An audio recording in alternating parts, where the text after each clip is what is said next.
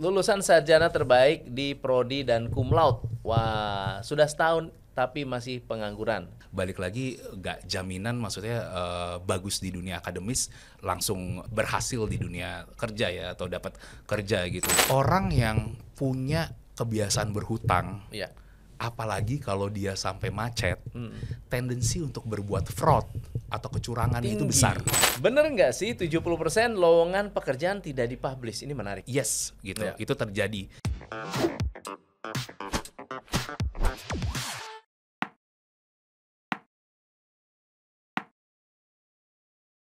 Coach Ichan. Halo Coach Tom. Luar biasa. Waduh, thank you. Hari ini topik kita akan banyak membahas mengenai karyawan. Siap. Coach Ichan cerita dong background Coach Ichan bisa sampai sedahsyat ini, bisa masuk ke dunia karir coach. Kontennya luar biasa menginspirasi. Thank you banget. Gimana sih perjalanannya? Oke, sebelumnya thank you banget udah ngundang nih di Behind the Business Coach Tom. Gue balik lagi terhormat banget. Memang kalau secara background, gue itu lama di dunia korporasi sebagai karyawan. Jadi gue lulusan Matematika ITB 2005, terus kemudian berkarir sebagai bankers di data analytics waktu itu, karena ya mathematics. Terus kemudian berkarir sekitar 13 tahun sampai tahun 2008. Ya. 18. Gue tuh mengalami PHK di kantor, karena gue itu saat itu sakit berkepanjangan 9 bulan karena memang punya penyakit langka. Penyakit langkanya itu membuat gue tidak bisa bergerak alias lumpuh. Serius? Selama 9 bulan. Jadi sakit apa itu? namanya periodic paralysis hipokalemi. Jadi kelumpuhan yang berulang dikarenakan kekurangan kalium, dan jumlah penderitanya di Indonesia itu cuma 2.000. Se-Indonesia gitu. Jadi ketika gua mengalami imbalance umur tertentu, umur 35 itu lagi puncak-puncaknya gitu.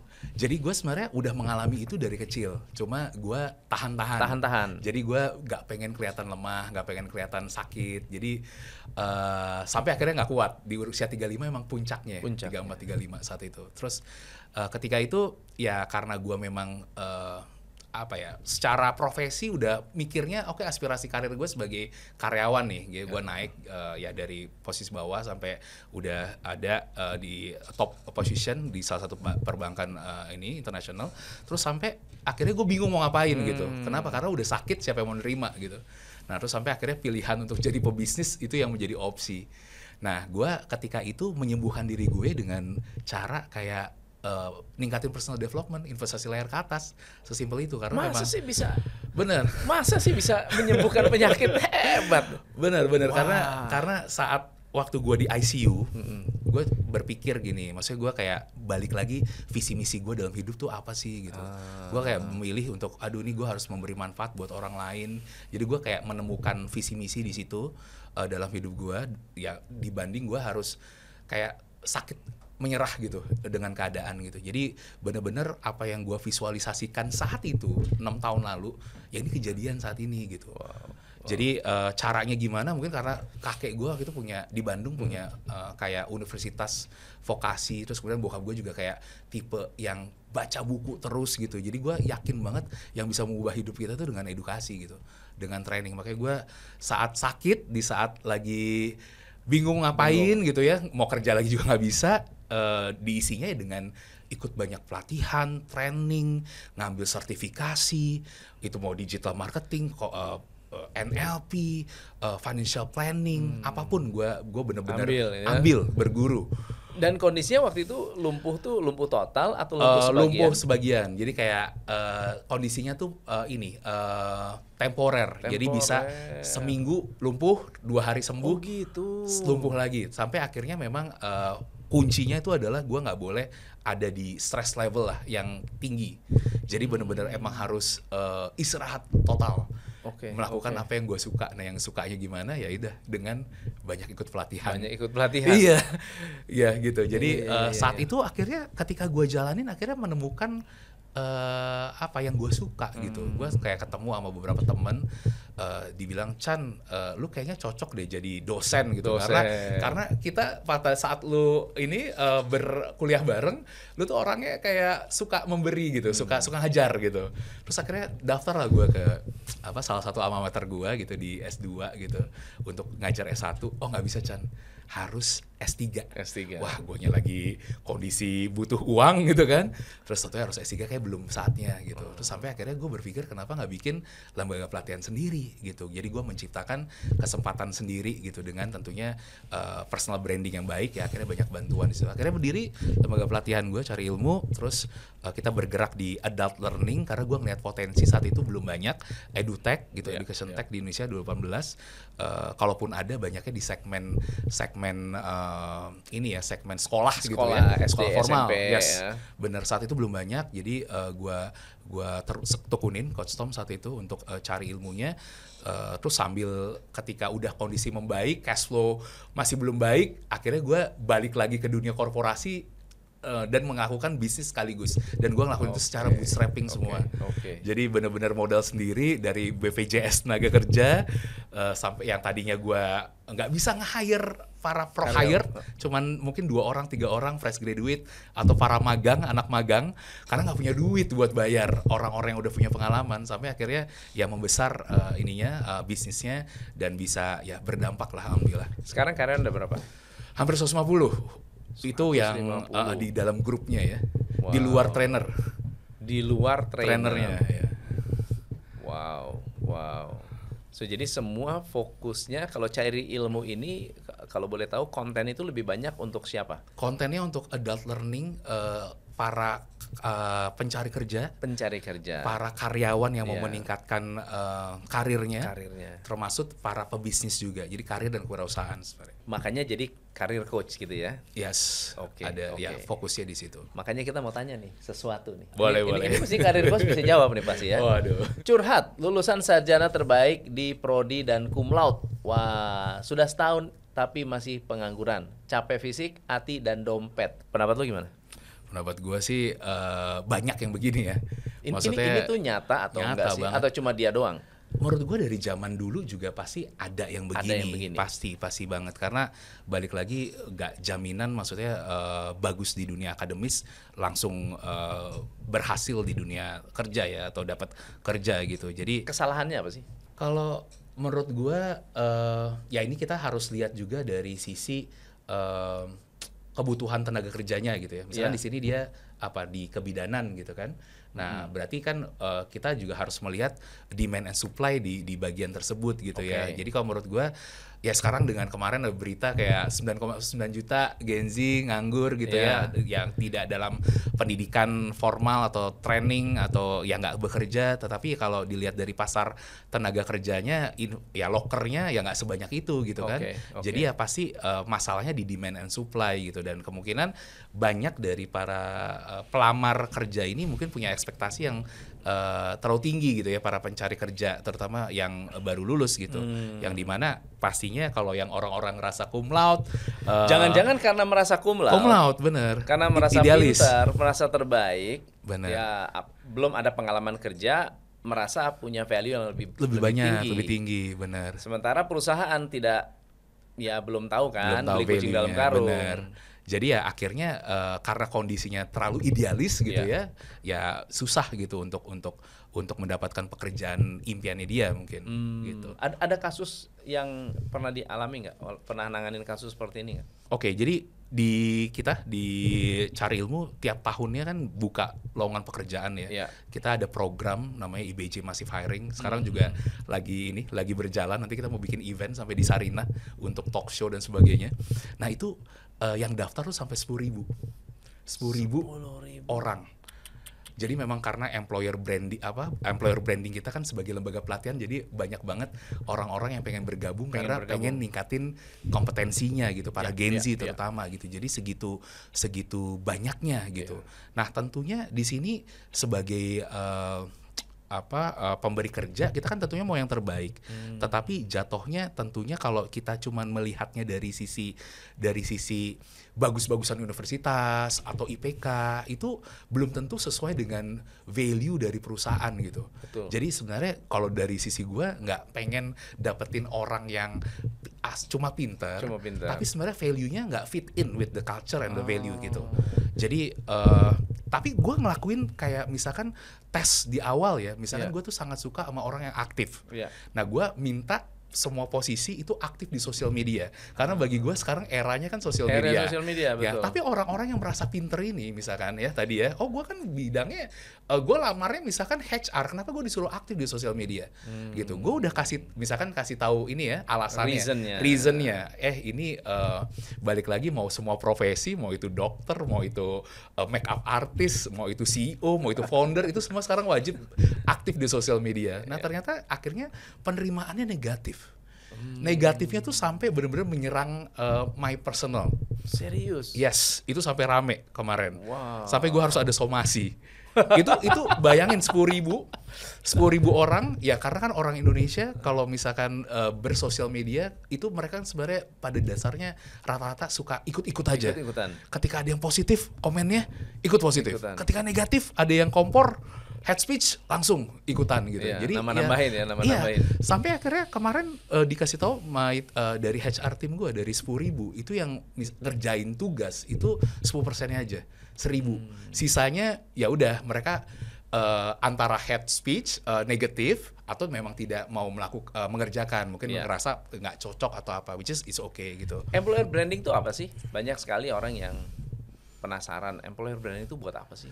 Oke, jadi tentunya ketika bangun bisnis kita kan bangun people, tim gitu ya. Tentunya tim yang masuk kan mau super tim untuk autopilot dan sebagainya, dan tentunya kunci dari untuk membentuk super tim di awal itu pasti kan rekrutmen. Betul. Nah, gimana caranya dapat orang yang terbaik itu tentunya harus di-attract dengan corporate branding yang baik. Ini pemahaman saya ya. Jadi tentunya pengenalan corporate sebagai tempat yang bagus untuk bekerja, lingkungan bekerja itu penting gitu ya. Setidaknya funnelnya jalan gitu ya, di atasnya tuh yang masuk tuh udah banyak gitu ya, udah banyak yang bagus di situ. Jadi ya sebenarnya itu yang strategi kita lakukan terus sih Coach Tom untuk dapetin kandidat terbaik. Ya itu kita liatin ya, cari ilmu is a good place to work gitu. Kita sangat ramah terhadap Gen Z gitu. Jadi gue tuh sebenarnya kalau banyak yang kayak musuhin Gen Z tuh gue malah seneng. Walaupun gue Gen Y hitungannya, tapi karena gaulnya sama para Gen Z yang 17 tahun, 20 tahun di bawah gue, jadi ke bawah muda sih. Gitu. Tapi gue ambil value-value baiknya mereka. Gue fokus di strength-nya mereka. Setuju.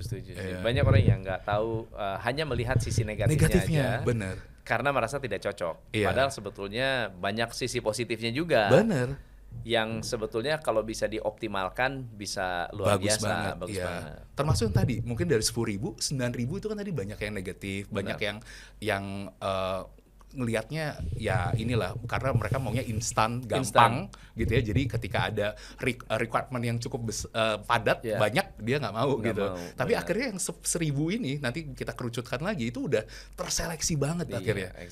Gitu. Oke, kasus kedua. Wah, ini nih. Ini dia. Joki ya. Yang tadi kan cum laude. Jangan-jangan pakai joki. Wah, bisa jadi tuh sama. bisa. Oke, ini rame banget ya kemarin ya. Jadi ternyata sekarang udah terang-terangan ya Coach Tom ya. Maksudnya banyak, udah berani, bahkan katanya di SCBD ada. Bahkan diiklankan. Bener. Bahkan diiklankan. Jadi mahasiswa memanfaatkan joki skripsi tesis demi lulus tepat waktu. Ini merusak. Ya, ini ada etik sih sebenarnya. Jadi ya mungkin karena ini jadi good business karena ada demand supply. Betul. Ya kan? Jadi ada banyak yang mau gitu ya, tapi masalah ini kan nggak etik gitu ya, nggak beretika. Nah, ini kan balik lagi, kalau menurut gua tuh sebenarnya ada pola pendidikan atau karakter yang salah gitu ya di sistem pendidikan kita gitu, dimana mungkin dari sisi para, ya ini pasti kan sekarang Gen Z ya yang masih mahasiswa, itu mungkin mereka ngelihat kayak sistemnya, karena ujung-ujungnya di pendidikan tuh ngejar nilai daripada ngejar ilmu ya. Jadi akhirnya mereka terpaksa melakukan itu. Selain itu juga ya karena mereka instan kan tadi kan, maunya cepat, maunya mudah gitu. Terus kemudian mungkin mereka ngelihat juga generasi-generasi di atasnya juga gitu. Ya mungkin ya orang tuanya yang Gen Y, Gen X, baby boomers itu juga udah terbiasa dengan praktek-praktek misalkan ya tadi untuk naik jabatan ya harus ada yang beli gelar atau apa, itu emang udah praktek-praktek yang kita kalau ya nggak bisa nutup mata, itu jadinya mereka meneladani itu karena dicontohkan gitu. Jadi emang ada contohnya dari generasi di atasnya gitu. Cuman sekarang beli ijazah, apalagi sekarang diberitain lagi. Wah, ini ketahuan beli ijazah. Bener. Jadi kalau menurut gua jadinya karena tadi demand supply, mereka juga ngelihat ada potensi bisnis, terus mencontoh juga. Jadi ya akhirnya terjadi terang-terangan seperti ini gitu. Jadi kalau menurut gua benar-benar harus ini revolusi sih, revolusi karakter gitu. Dan jokinya juga nggak bisa ditindak ya. Benar. Jadinya ya sekarang kan jokinya kan akhirnya ini aja hilang aja tuh sosial media ya. Iya. Oke, nih gitu. Next. Slick. BI checking. Slick BI checking bikin susah cari kerja. Wah, itu gue setuju sih. Jadi sistem layanan informasi keuangan. Ya. Apa hubungannya antara Slick dengan gua ngeliatnya gini, mentalitas karyawan? Orang yang punya kebiasaan berhutang, apalagi kalau dia sampai macet, tendensi untuk berbuat fraud atau kecurangan itu besar, tinggi. Itu udah pasti.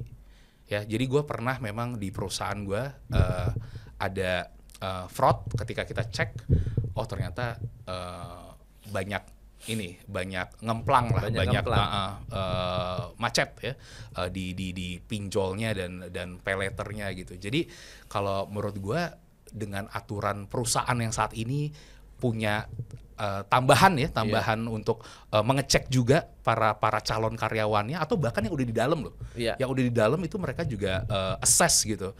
Kalau memang terlalu banyak berhutang, terutama berhutang yang konsumtif ya.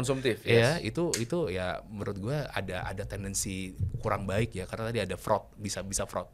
Ada bisa dibuktikan nggak atau ada pengalaman nggak bahwa kalau memang mengalami atau mereka punya keberanian untuk hutang, apalagi hutangnya hutang konsumtif, pada saat bekerja itu akan melakukan fraud? Ada pengalaman atau ada kejadian? Gue bahkan pernah ada kejadian di kantor sama tim sendiri pakai penyalahgunaan data gue. Diapain? Ada pakai pay letter datanya. Sampai 3 kali 4 kali. Wah. Sampai itu ya udah masuk ke ranah hukum juga akhirnya gitu. Jadi ketika dicari tahu ya itu memang tadi kebiasaan berhutang yang tinggi gitu. Jadi karena konsumtif tadi. Jadi memang akhirnya kita juga di perusahaan juga punya kebijakan nih sekarang gitu. Kalau kita lihat assess ya, terutama yang konsumtif ya. Kayak gitu. Iya, itu ya bukan hal yang lumrah untuk dilakukan oleh seorang karyawan, apalagi nggak bekerja terus berani pay letter, berarti dia punya habit yang kurang baik. Iya, apalagi ini ya misalkan Gen Z lulusan baru gitu kan. Betul. Itu bahaya sekali sih. Iya, gitu. iya. Yang ketahuan begitu, yang nggak ketahuan gimana gitu ya. Jadi lebih baik difilter di awal kan. Bener. Bener nggak sih 70% lowongan pekerjaan tidak dipublish? Ini menarik banget nih. Ini makanya banyak yang bilang orang dalam gitu ya. Kalau menurut gue tergantung jenis pekerjaannya. Maksudnya blue collar atau white collar gitu ya. Yang buruh pabrik atau informal position atau yang di formal position. Kalau kita ngomongnya di white collar yang senior level, mid, top level ya yes gitu. Itu terjadi. Maksudnya mereka lebih prefer misalkan reference base, internal atau mungkin lewat LinkedIn dari HR-nya atau usernya langsung, nggak lewat job portal gitu ya. Tetapi kalau untuk yang entry level job portal menurut gua angkanya nggak setinggi ini sih. Nggak sampai 70% yang nggak di post ya gitu. Cuman ya balik lagi mungkin maksud dari kalimat ini ya supaya kita sebagai job seeker itu jangan hanya bergantung sama satu sumber, misalkan job portal aja, tetapi juga aktif misalkan di LinkedIn, kenal para HR perusahaannya gitu, berkenalan dan sebagainya gitu sih yang gue tangkap kayaknya. Oke. So, ini karena case-nya banyak sekali berhubungan dengan pencari kerja. Ada satu video di TikTok yang ngomong begini, gue nih bingung sebetulnya nyari kerja susah atau yang mencari karyawan yang ekspektasinya terlalu tinggi. Jadi yang misalnya cari entry level, tapi requirement-nya 12-13 requirement yang benar-benar itu levelnya level supervisor gitu loh, atau level senior.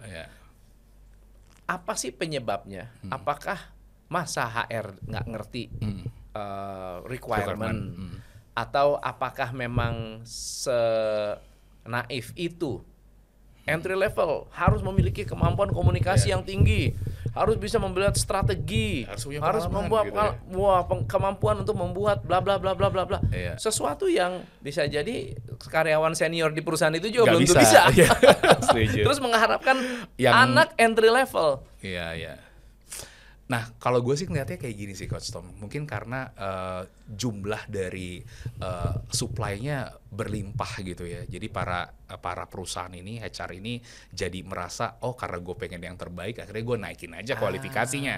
Nah itu sebenarnya menurut gue yang jadi problem di perusahaan-perusahaan. Jadi akhirnya banyak melakukan itu. Akhirnya jadinya kesempatan untuk para entry level atau fresh graduate ini semakin sulit gitu. Nah itu makanya kenapa gue kalau di kantor gue tuh nggak percaya sama yang cuma modal CV bagus atau edukasi bagus. Karena kalau bahasa cinta gue itu adalah bahasa cinta act of service, perbuatan. Bukan cuma sekedar word affirmation, cuman kata-kata di CV, atau cuman ketika kita interview doang yang cuman 15 menit tapi gue kejebak gitu. Jadi gue makanya ketika buka lowongan di entry level, khusus entry level itu lebih banyak perbuatannya gitu. Maksudnya gimana sih caranya untuk kasih dapat tugas orang yang tepat gitu? Banyakin tugas aja. Kasih tugas tapi yang relate tentunya. Tugas yang relate pada saat rekrutmen. Kalaupun memang lebih lama, misalkan contoh misalkan gue punya value di perusahaan adalah ICHAN juga ya, integrity, kreatif, agile, aktif, sama nerve, berani gitu ya, termasuk networking. Nah, ketika misalkan gue kasih tugas misalkan terkait keaktifan, karena ada value keaktifannya, misalkan bikin konten di sosial media, karena misalkan gue nyari seorang digital marketer tapi mungkin fokusnya nanti jadi content creator gitu. Nah itu gue kombinasikan misalkan dengan tugas bikin konten yang ujung-ujungnya ada kreativitas yang dinilai gitu. Terus kemudian mungkin untuk orang-orang yang males gitu ya, atau banyak alasan gitu. Misalkan mereka bilang, oh saya nggak punya akun sosial media TikTok misalkan gitu. Jadi penuh dengan excuse, itu udah bisa difilter kan. Terus kemudian orang-orang yang itu negatif udah bisa difilter. Terus kemudian yang nggak aktif udah pasti nggak mau. Terus yang nggak kreatif apalagi. Jadi value-value-nya akhirnya fit in, terfilter gitu. Jadi menurut gua it's okay untuk rekrutmen kita lebih detail lagi. Tapi ya balik lagi memang kita mensaring orang yang benar gitu. Kalau perusahaan-perusahaan yang saya temui, maksudnya perusahaan UKM ya, UKM. Mereka bilang, coach, saya itu sudah buka lowongan, tapi nggak ada yang lamar. Ada yang lamar. Nah itu problem. Jadi, di branding. Akhirnya apa? Kita menerima yang terbaik dari yang terburuk. Gimana sih caranya mendatangkan lebih banyak kandidat untuk ngelamar? Pastinya berarti corporate-nya harus di brandingin di sosial medianya. Di brandingin dulu. Bisa di LinkedIn atau di sosial media, misalkan Instagram dan sebagainya. Ada tips nggak untuk branding di LinkedIn tuh harus kasih tahu visi misi, value, culture, behavior di perkantorannya seperti apa, sistem kerjanya, reward and punishment-nya kayak apa, atau misalkan kalau ada wellness activity seperti apa gitu, itu ditampilkan aja di ruang sosmed ya, bisa di Instagram atau di LinkedIn. Terus kemudian mereka pasti akan kepo kan, mereka akan lihat apakah fit in sama mereka punya value. Kalau iya pasti mereka akan tertarik untuk apply gitu. Kalau yang kejadian begini, wah ini di employer brandingnya bagus banget, ada wellness activity, tapi ternyata di dalam pada saat sudah masuk banyak yang merasa wah ketipu Itu sih gitu, cuma- kecelek, enggak. Nggak bener tuh, toxic sebetulnya, bosnya aja NPD gitu. Itu gimana tuh? Narsistik ya. Oke, kalau menurut gue kayak gitu, ya balik lagi sebenarnya tergantung dari posisi tertingginya sih. Misalkan ownernya kalau dia Tergantung bosnya UMKM, ya? yes, ujung-ujungnya mau membiarkan value dari dirinya tuh tersebar di perusahaannya atau enggak gitu. Dan itu tentunya yang memitigasi atau yang bertanggung jawab di situ ya fungsi HR juga untuk memastikan value itu alive gitu di Betul. perusahaan. Apa sih yang jadi tantangan terbesar leader sekarang nih, yang punya karyawan Gen Z, punya generation gap dengan Gen Y, Gen X, itu kan satu angkatan masih dalam satu tempat tuh. Ya. Mungkin baby boomer udah nggak ada ya, 3 generasi itu. Iya, Gen Apa sih X, Gen challenge Y. terbesar dari leader yang ada sekarang? Oke, kalau gue lihat itu pastinya mempertahankan talent terbaik dulu ya. Gimana caranya mereka tetap retentionnya karyawan. gitu ya. Itu satu. Terus kemudian kedua, tentunya nge-grooming ya, atau mendapatkan talent tersebut gitu ya, dari sisi rekrutmen atau developmentnya. Terus kemudian bagaimana caranya tetap bisa catch up di tengah ketidakpastian gitu, teknologi dan sebagainya gitu. Itu tantangannya menurut gue di situ sih, Coach. Apalagi sekarang sudah banyak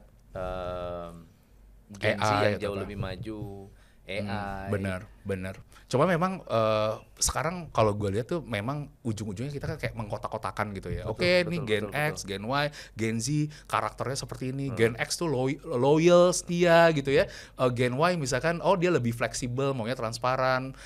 Gen Z misalkan tipenya aktif kreatif gitu ya. Tapi dia lebih mungkin nggak disiplin atau ya. Jadi kalau menurut gue sih sebenarnya tantangannya itu gimana caranya nih saling respect, saling berkomunikasi, saling ya dari Gen Z lihat misalkan ini Gen X-nya nggak bisa apa-apa nih gitu, secara teknikal kurang gitu misalkan. Tapi kan setidaknya secara pengalaman itu lebih bagus, lebih banyak komunikasi lebih baik gitu.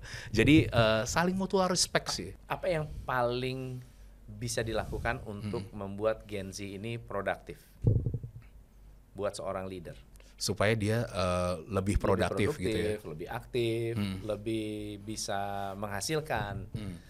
Yang pasti beri kepercayaan lebih sih ke para Gen Z ini gitu ya, termasuk kasih tahu visi misi kita, terus kemudian juga fleksibilitas juga penting banget buat mereka, termasuk mental health. Ya kan? Itu penting banget tuh buat mereka. Jadi maksudnya mental mereka seimbang gitu. Kita kadang-kadang suka bingung ya, mental health itu apa sih? Kadang-kadang ya balance life lah anggapannya. Jadi work life balance lah bagi mereka. Ya sebenarnya itu part of 7 habit untuk effective people juga gitu ya. Ya sebenarnya nggak salah juga. Cuma mungkin kadarnya aja gitu. Kadar antara satu orang dengan orang lain atau dari misalkan Gen Z sama Gen Y, Gen X beda-beda aja gitu ya. Cuman ya balik lagi apa yang mereka inginkan kita sebagai leader itu pahami. Terus pastikan ya mereka nyaman dan mereka juga percaya dan ujung-ujungnya pasti bisa produktif sih. Tapi coba dilihat deh, banyak sekali startup company yang actually disukai sama Gen Z dan tidak ada work-life balance. Nah, bermainnya hustle culture. Kok Gen Z mau? Aneh kan? Iya. Kenapa tuh? Kalau gue sih ngelihatnya mungkin beda industri bisa beda-beda ini sih. Beda industri bisa beda attitude. Beda attitude-nya, benar gitu. Bahkan mungkin aja nih ya kalau misalkan suatu kantor yang misalkan ini ada game atau ada recreational areanya gitu ya, dengan harapan ya misalkan kantor Google dengan harapan mereka bisa tetap work life balance dan sebagainya gitu, tapi malah jadi nggak produktif gitu. Ya gue pernah juga tuh kayak taruh simpen PS gitu, PlayStation dan sebagainya, totalnya malah jadi kontraproduktif gitu. Anak-anak malah jadi nggak disiplin gitu. Jadi akhirnya gue memutuskan untuk walaupun ini adalah kita banyak Gen Z-nya, tapi value-value baik dari corporate misalkan yang lebih disiplin itu lakuin. Karena sometimes kalau kita terlalu toxic charity gitu ya, jadi kayak terlalu baik ya, akhirnya jadinya malah ngelunjak atau jadi sesuatu yang negatif gitu. Kalau cuma kasihnya reward aja, punishment-nya kurang gitu. Nah makanya kenapa itulah dibutuhkannya peran yang tadi Gen X, Gen Y untuk ya kasih tahu ini disiplin itu baik loh gitu. Ini ada pertanyaan. Coach, bagaimana cara menghadapi karyawan yang sering banget izin sakit atau sering datang telat? Kan izin sakit kan nggak bisa kita apa ya? Kayak gua kemarin gitu. Ya kan? Iya. Sakit 9 bulan, tapi ini nggak jelas nih penyakitnya.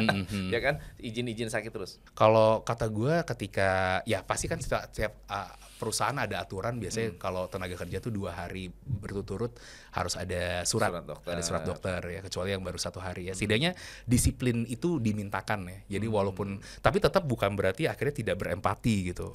Ya tetap maksudnya sebagai leader misalkan ada timnya yang sakit ya udah kita tetap semangatin, kita kalau emang dia masuk rumah sakit kita jenguk gitu ya, bukan yang akhirnya jadi sesuatu yang tidak suportif gitu. Karena once kita tidak support itu, akhirnya trust-nya hilang kan. Jadi trust-nya hilang, akhirnya jangankan trust, jangan respect gitu. Dipercaya aja enggak gitu, enggak di respect juga gitu. Bener. Oke. Coach, apa saja karakter tipe karyawan yang bikin bos ilfeel? Kalau gua jelas kalau nggak profesional, misalnya nggak disiplin secara waktu gitu ya, dan nggak punya ownership. Nah itu nggak punya rasa kepemilikan terhadap pekerjaannya. Itu paling gampang dilihat dari misalkan kalau pulang aja tapi sebenarnya belum selesai kerjaannya gitu misalkan gitu. Nggak selesai pokoknya udah tenggo gitu. Nah itu yang gue ilfeel sih itu sih. Nggak profesional dan nggak punya ownership. Oke, Coach, kalau karyawan mau naik jabatan penting nggak sih buat cari muka? Nah, ini kadang gue berpikir ya, kayaknya cari muka tuh tendensinya tuh negatif ya. Padahal sebenarnya penting juga ya. Penting juga karena cari muka is a good communicator kan gitu. Betul. Cuman masalahnya kita gimana caranya cari muka tapi in a good way, tanpa harus ngejatuhin orang lain. Kalau nggak kelihatan gimana? Naik pangkat? Bener. Kunci kesuksesan sebenarnya kita bisa menjual diri kita gitu.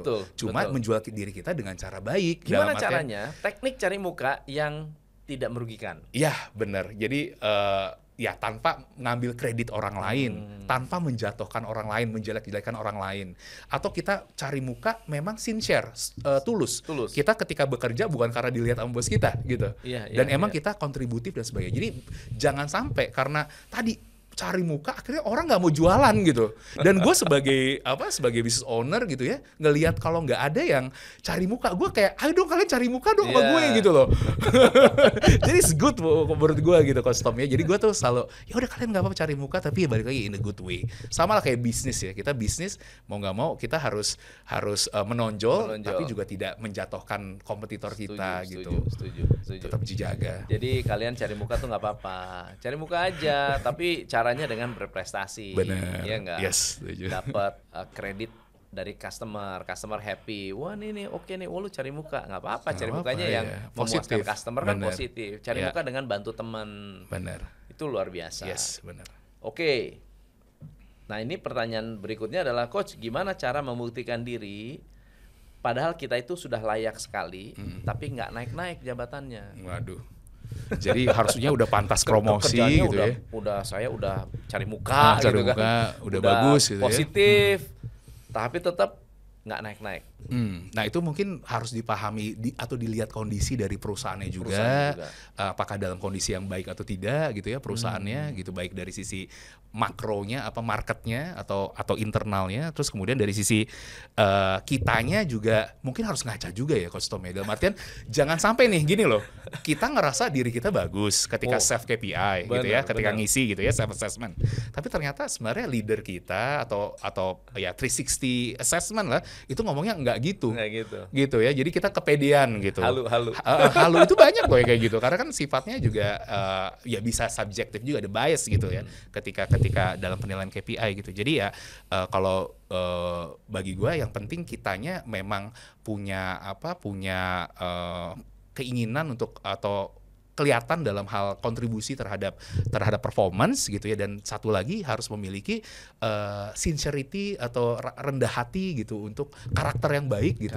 Karakter yang baik itu menurut gue lebih penting sih, karena orang akan respect itu gitu. Maksudnya orang yang punya karakter baik dibandingkan hanya sekedar pintar tapi attitude atau karakternya kurang baik gitu. Terlalu sombong gitu. Jadi ya itu atau kalau memang merasa diri adalah mutiara talent atau orang yang hebat ya, yang namanya berlian ditempatkan dimanapun juga akan jadi berlian. Benar. Kalau memang perusahaan tidak bisa menghargai, bisa jadi pindah ke tempat lain, lebih dihargai atau lebih dihormati. Iya. Dan itu nggak masalah juga kalau memang ternyata problemnya misalkan di perusahaannya gitu. Jadi ada push faktor yang mendorong dia gitu. Saya sering terima CV ya yang ngelamar, yang bilang yang pindah-pindah kerja. Kutu loncat. 3 bulan, pindah 6 bulan. Itu masih tendensi anak Gen Y sama Gen X tuh. Gen Z, sorry. 1 tahun tuh udah paling lama tuh.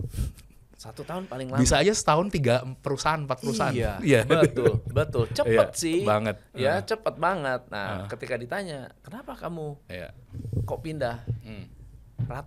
Bukan rata-rata. Ada beberapa orang yang merasa, wah saya di sini karirnya tidak jelas. Jadi hampir semua merasa karirnya nggak jelas. Akhirnya blaming juga. Akhirnya blaming ke perusahaan. Sementara bisa jadi mungkin nggak ada komunikasi atau nggak pernah ada penjelasan yang konkret, atau ya kalau pindah setiap 3 bulan pindah ya gimana mau naik karir. Bener. Gimana mau belajar dan berkontribusi juga. Betul. Jadi ya sebenarnya kalau untuk kutu loncat, kalau menurut gue Coach Tom itu sah-sah aja selama udah punya legacy, terus sama kutu loncat yang bermartabat gitu. Bener, jadi ya udah ada kontribusinya dan baik-baik juga keluarnya gitu. Ya, jadi nah sekarang saya pengen bongkar nih, cari ilmu. Ilmu kan sudah sejak 2018. Salah satu yang leading lah di dunia edutech. Yang waktu itu mungkin belum ada kali ya, nggak ada, tapi mungkin siapa ya? Belum saat itu, bahkan yang nomor satunya belum muncul. Dia masih di belum segmen. Belum lahir. Dia lahir setahun 2 tahun setelah kita. Tapi waktu itu kan belum ada prakerja kan? Belum. Waktu itu awalnya gimana? Waktu memutuskan untuk ini deh segmen yang mau saya bidik. Waktu itu target marketnya tetap karyawan? Tetap. Jadi balik lagi kayak menemukan gua ngomongnya makna hidup. Ikigai lah ya, value dari Jepang yang dimana cari tahu apa yang kita suka, kuasain, bisa bermanfaat buat orang lain dan dapat penghasilan. Nah itu saat itu gua memang memutuskan untuk switch dari perbankan ke dunia training gitu ya, dimana wah emang gue suka nih, gue tekunin nih gitu ya. Mungkin saat itu uangnya belum gitu ya, tapi gue tahu manfaatnya ada gitu dan potensinya lagi besar. Saat itu sudah online course? Saat itu sudah pengembangan. Sudah ada pengembangan video, sendiri? udah ada pengembangan video. Jadi saat belum banyak yang ngelakuin gitu. Nah langsung booming atau merintis dulu? Belum, merintis dulu. Karena memang marketnya belum siap saat itu. Tahun 2018, 2019 itu belum siap. Nah, siapnya ketika pas pandemi. Pas pandemik akhirnya kita udah siap secara produk, jadinya akhirnya boom lah di situ karena kita ikut wave-nya gitu, gelombangnya. Mencari pelatihnya bagaimana caranya? Jadi kita buka lowongan di kayak LinkedIn atau jalur trainer get trainer juga gitu. Iya, jadi based on reference gitu. Cuma memang pastinya untuk biar bisa dapat trainer yang baik tentunya juga diiringi dengan branding yang baik ya. Jadi kita juga pastinya di awal banyak tes and learn juga dalam mendapatkan the right trainer yang sesuai sama visi misi kita, tujuan kita. Sebetulnya kan agak nggak banyak orang yang mampu menjadi trainer apalagi online. Gitu ya. Bener. Ada yang bisa ngajar tapi ada yang pinter tapi nggak bisa ngajar, bener. Atau kebalikannya juga bisa ngajar tapi nggak pinter, skillnya kurang gitu. Iya benar. Jadi kita ya dari awal ya cari yang seperti itu ya, dua-duanya bisa ya, bisa ngajar dan memang skillnya ada gitu. Sistem kerjasamanya gimana sih? Kita sistemnya bagi hasil. Kayak Udemy gitu. Kayak bagi hasil begitu. Bahkan kita juga kerjasama juga sama Udemy. Kita juga ada untuk yang ya kita buka juga lah akses beberapa juga gitu untuk channel-channel lain gitu. Cuman ya sekarang era kolaborasi, jadi Cari Ilmu juga sebenarnya nggak di segmen B2C aja, nggak di business to customer langsung, ada juga yang B2G tadi dengan pemerintah lewat prakerja. Ada juga B2B-nya juga untuk yang korporasi. Biggest revenue sekarang datang dari mana? Dari prakerja sekarang. Dari B2G. B2G to C berarti. B2G to C. Yes. Ya, B2G to C. Oke. Suka dukanya apa sih bangun EduTech? Suka duka bangun EduTech sebenarnya kalau lihat peserta atau murid yang dapat impact, dapat hidupnya berubah ya, itu kayak seneng banget gitu. Ya apalagi ketika misalkan ketemu langsung dengan murid, karena kan banyaknya kan lewat webinar atau video ya. Jadi ketika ketemu misalkan terus kemudian mereka kasih testimoni, hidupnya berubah, naik pendapatan, tadinya nggak bekerja jadi bekerja atau jadi wirausaha juga, itu bagi gue kayak kenikmatan tiada tara gitu. Itu sukanya gitu. Termasuk tentunya ya penghasilannya juga baik ya gitu sebagai trainer, apalagi sekarang di konten di sosial media banyak sekali orang yang jualan kelas, bahkan tapi akhirnya banyak yang nyinyir juga ya karena banyak yang nggak benernya juga gitu ya. Padahal sebenarnya pengajar yang jualan kelas yang bener tuh juga banyak gitu. Nah, kalau duka ya mungkin kalau berhadapan dengan misalkan murid-murid yang sebenarnya contoh ya, misalkan kalau ikut kelas sebenarnya mereka nggak terlalu serius gitu itu kan pasti ada beberapa yang kurang enak. Sebetulnya kan dunia EduTech sekarang kompetitor banyak sekali ya. Banget itu bahkan udah dianggap sebagai yang declining ya secara industri ya, itu terlihat dari rasa-rasa pada tumbang gitu kan. Ya beberapa tahun lalu kan ada yang tumbang yang karena udah 20 tahun. Karena Indonesia ini menjadi sasaran empuk untuk perusahaan-perusahaan bukan Indonesia punya. Jadi dari Rusia, dari Belarusia, kemudian dari China, bener. dari mungkin dari Singapura, Malaysia yang ngambilin market Indonesia, terutama dari China. China sekarang juga meng-hire public speaker di Indonesia karena mereka sudah punya akses TikTok yang sangat-sangat strong. Jadi punya akses data. Lalu mereka ya istilahnya membayar para konten kreator Indonesia, lalu dikembangkan, dibesarkan ya untuk promoting China. Dan sekarang EduTech itu semakin banyak, bahkan sekarang orang lokal juga banyak ya, perusahaan-perusahaan Indonesia juga banyak yang membuat platform-platform seperti itu, termasuk kita nih. Kita bikin pinter.id. Nah, pinter.id tapi tidak untuk trainer umum. Jadi hanya untuk in-house aja. Karena waktu dulu kita mencoba untuk pakai banyak platform, kita bingung gimana cara integrasikan dengan administrasi kita dan seterusnya. Akhirnya kita bikin platform yang ya cukup simple lah, sederhana, tidak dibuka untuk umum, dan itu lumayan works juga.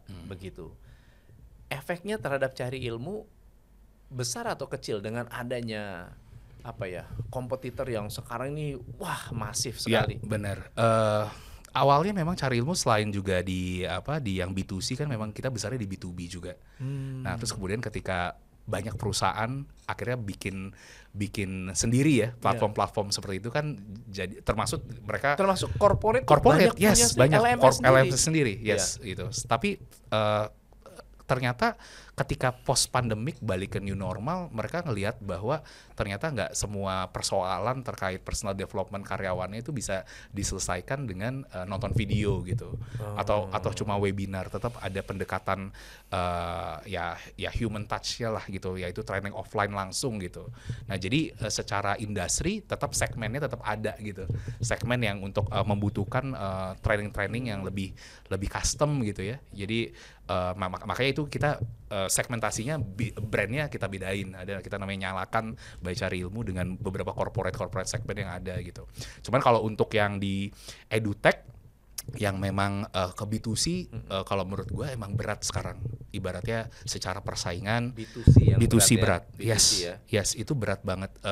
Kecuali memang temanya itu adalah tema-tema yang lagi benar-benar dibutuhkan banget ya, misalkan ya terkait kripto dan sebagainya. Even AI pun sekarang udah banyak banget semuanya sekali. Kayak hari AI. Ini ada orang yang keluarin iklan prompt ChatGPT, gitu kan? Prompt ChatGPT. Kita klik abis itu semuanya langsung muncul. Semuanya punya. Wah, banyak banget. Yes, benar. B2C tuh emang kompetisinya ketat sih. Clutter gitu ya. Bener-bener penuh, padat banget gitu. Penuh, yes, gitu. Makanya memang dengan adanya yang program misalkan pemerintah yang prakerja itu yang incentivize gitu ya, supaya para edutech ini juga hidup, itu sebenarnya berjalan gitu. Maksudnya bagus gitu ya. Yang dimana kalau gue lihat kayak di industri negara maju itu juga banyak melakukan seperti itu gitu. Oke. Bisa kerjasama nggak dengan Cari Ilmu kalau misalnya let's say kita membutuhkan expert di bidang misalnya administrasi perkantoran atau misalnya digital marketing untuk melatih in-house atau tim yang kecil gitu, itu bisa nggak sih? Bisa untuk trainingnya ya. Iya. Biayanya mahal nggak? Tergantung semuanya tergantung. Kalau perusahaan kecil gitu gimana? Tergantung jamnya sih, kita tergantung jam terbang trainer juga, jam pelatihannya, jumlah orangnya, itu semua pasti, dan tergantung ketika kita ngelakuin training need analysis. Perhitungannya bagaimana? Cara perusahaan itu mau nih kerjasama dengan Cari Ilmu, misalnya bikin program 1 tahun dengan kebutuhan karyawan kita misalnya 20 karyawan, tapi pengen, kan nggak mungkin tuh hanya untuk training 2 orang harus rekrut trainer yang profesional hanya untuk 2 orang aja, karena hanya 2 orang yang pegang sosial medianya. Bisa juga nolak sih. Kita juga lihat kita punya capacity juga kan sama priority ya. Nggak, maksudnya ada nggak yang kelompok dalam grup begitu? Public training atau kalau pasti kita arahinnya, kalau yang sedikit pasti ke public training kita kan? Ya. Tapi kalau untuk yang corporate misalkan sifatnya mungkin tadi lebih banyak atau jangka panjang, itu pastinya prioritasnya akan lebih diprioritaskan gitu. Berarti bisa ya? Bisa. Misalnya satu perusahaan walaupun kecil tapi panjang, long term plan gitu. Nah, tetap kan bisa diarahkan. Ini nanti ikut workshop ini. Benar. Ikut seminar ada pendampingannya, misalkan ada mungkin ada pendampingannya. Ya itu bisa. Oke. Iya. Nah, kalau misalnya profesi sebagai seorang trainer, misalnya kita adalah seorang trainer atau mungkin atau dosen, berapa sih income yang bisa didapatkan dari sebuah bisnis edutech atau menjadi bagian dari Cari Ilmu atau mungkin di platform-platform lainnya? Beda-beda sih sebenarnya. sebenarnya. Average income terendahnya tertinggi. Terendah berapa, tertinggi berapa? Kayak nggak bisa di-disclose lah kalau itu. Nggak, kalau misalnya kita nih, saya punya dosen-dosen di luar sana kan ada banyak tuh yang punya ilmu. Ya. Tapi dia nggak kepengen. Paling gini yang bisa saya sampaikan, banyak kalau yang berhasil, misalkan kelasnya banyak, itu ada kepikiran untuk full time trainer fokus di program. Misalkan program prakerja, ada yang seperti itu. Iya, berarti ada jalurnya.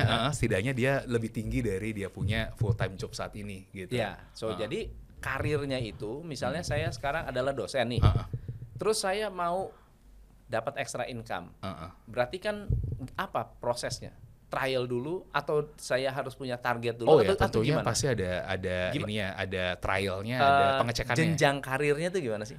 Jenjang karirnya. Jenjangnya Kalau jenjang karirnya sih, kalau kita kan karena memang freelance ya, hitungannya freelance, kita juga pastinya menjaga our cost gitu ya, untuk people cost di sini. Jadi lebih baik kita berbagi aja sama trainernya. Jadi ya tentunya dibedakan dari jam terbang trainer gitu ya. Dari jam terbang trainer pasti secara bagi hasilnya dibedakan. Jadi si teman-teman ini pasti banyak sekali yang sudah punya skill, tetapi tidak tahu how to start. Bahkan karena saya ada kerjasama juga dengan salah satu platform platform edutech, tapi dia cuma LMS-nya doang. Saya punya LMS aja. Nah, mereka itu mengajarkan orang untuk menjadi trainer, begitu. Ternyata banyak sekali yang nggak aware. Kan kita sudah punya istilahnya tuh, tadi kita udah lihat marketnya saturated, tapi orang-orang pinter belum tahu bahwa ternyata bisa getting income dari sini. Jadi starting point-nya berarti kan bukan hanya cari ilmu aja ya, ada banyak platform sebetulnya ya. Banyak. Kayak yang lagi bagus tuh kayak Dibimbing gitu ya. Dibimbing. Deal juga. Itu banyak banget ya. Jadi kayak ya freelance gitu. Jadi mereka kayak ngasih waktunya untuk mentoring atau apa gitu ya. Kayak sistemnya begitu. Bisnis modelnya tuh sebetulnya awal-awalnya seperti ruang guru kali ya. Iya. Tapi ini dia mungkin lebih personalized untuk gimana caranya menjadi profesional sampai dia misalkan dapat kerjaan gitu. Terus kemudian berbisnis dan sebagainya. Jadi tapi orang-orangnya tuh trainer. Gitu. Jadi banyak banget yang di trainer saya juga sekalian itu karena mereka lagi lumayan cukup kenceng tuh. Yaitu dibimbing sama deal jobs itu. Wow. Ya, itu seperti itu tuh. Jadi banyak hire profesional sama trainer. Kayak Halodoc ya. Yes, kayak Halodoc ya. Kayak gitu. Jadi ada pool of trainers. Yes, pool of trainer sama ya demand supply lah mereka terus ketemuin. Mereka mencari saya mau sama si A, sama si B, sama si C. Kayak gitu. Ini rate-nya segini gitu. Oke. Tapi affordable nggak buat si siapa pencari kerja atau mungkin makanya banyaknya mainnya di white collar secara mau jadi manajer. Ya, yang kayak misalnya gitu. Saya supervisor nih udah mentok kan tadi banyak tuh. Yang karir up. Gue merasa udah sangat ini banget. Monetisasinya di situ sih. Jarang kan gue dulu kan juga komisaris di ada namanya Job to Go. Kita segmennya banyaknya blue collar. Jadi yang di bawah gitu. Di bawah banget gitu ya. Terus tapi ya jatuhnya memang karena banyaknya bermain tuh di white collar yang tinggi-tinggi yang ibaratnya kayak Glens dan sebagainya yang ujung-ujungnya emang duitnya di situ gitu. Cuma memang yang di bawah itu susah gitu. Jadi susah dimonetisasinya sampai valuation dan sebagainya. Gue masuk kan as an angel gitu kan. Terus kayak wah susah nih gitu. Terus sampai ya akhirnya malah arahnya ke pinjol lagi gitu. Wow. Jadi gue pas di situ akhirnya gue tarik karena ada investor Jepang waktu itu. Jadi gue gue tarik deh karena gue udah nggak suka kalau pinjol. Jadi ya udah gitu. Jauh banget kok bisa jadi kepinjol? Ya karena ujung-ujungnya mau perusahaannya juga perusahaan keuangan outsourcing. Jadi talangan ya, jadi berupa talangan dan sebagainya. Karena segmennya mass market banget gitu. Iya. Blue collar yang banyak lah gitu. Jadi lebih menguntungkan juga. Iya, duitnya di situ. Kalau yang di atas kan dapatnya kan dari kayak professional hiring gitu. Ya kayak gitu. Itu nggak bisa ikigai kalau gitu. Beda lagi gitu, makanya udah deh gue fokusnya di training, gue bilang. Tapi gue juga ngadain job fair gitu-gitulah, kerja sama aja jadinya gitu sih. Oke.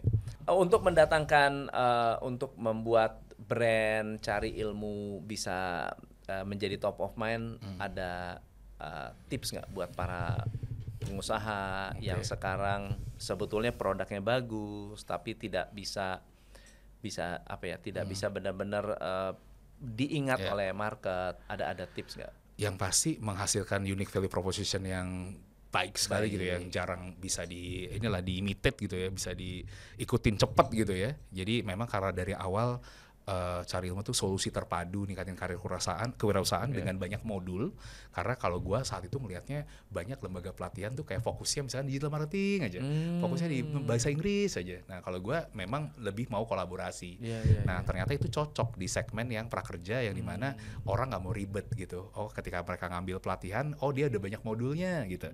Nah jadi tentunya fokus sama produk unggulannya apa. Jadi misalkan kalau berupa variasi produk dengan high quality produk dan high quality service, speednya cepet gitu ya, fast speed juga, terus kemudian dari sisi harga juga. Jadi ya nggak jauh-jauh sih dari 3 gitu ya, kualitas produknya, kecepatan pelayanannya, dan dari sisi harga, harganya bersaing. Bersaing. Gitu.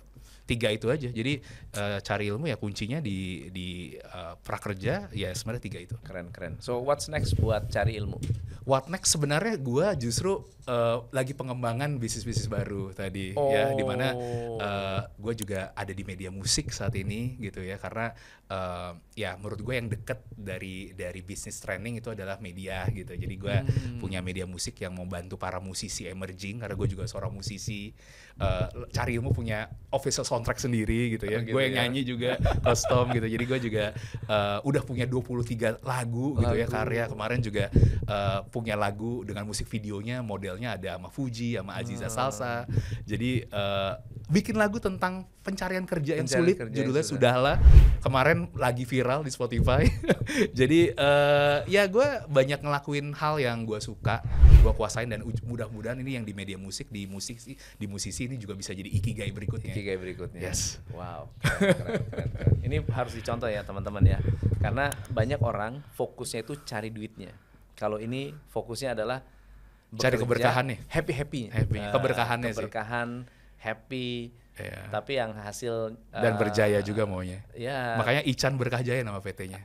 Ican Berkah Jaya. Iya. Saya bisa berkah dan berjaya. Saya bisa berkah. I can. Yes. Thank you, Chan. Oke, thank you banget. Thank you, Coach. Thank you so much. Dan teman-teman hari ini belajar apa? Silakan komen di bawah. Semoga kesulitan Anda cari kerja, berkarir, bisa dapat solusinya dari cari ilmu. Saya Tom MC Ifle, salam pencerahan. Hanya di Top Coach Indonesia.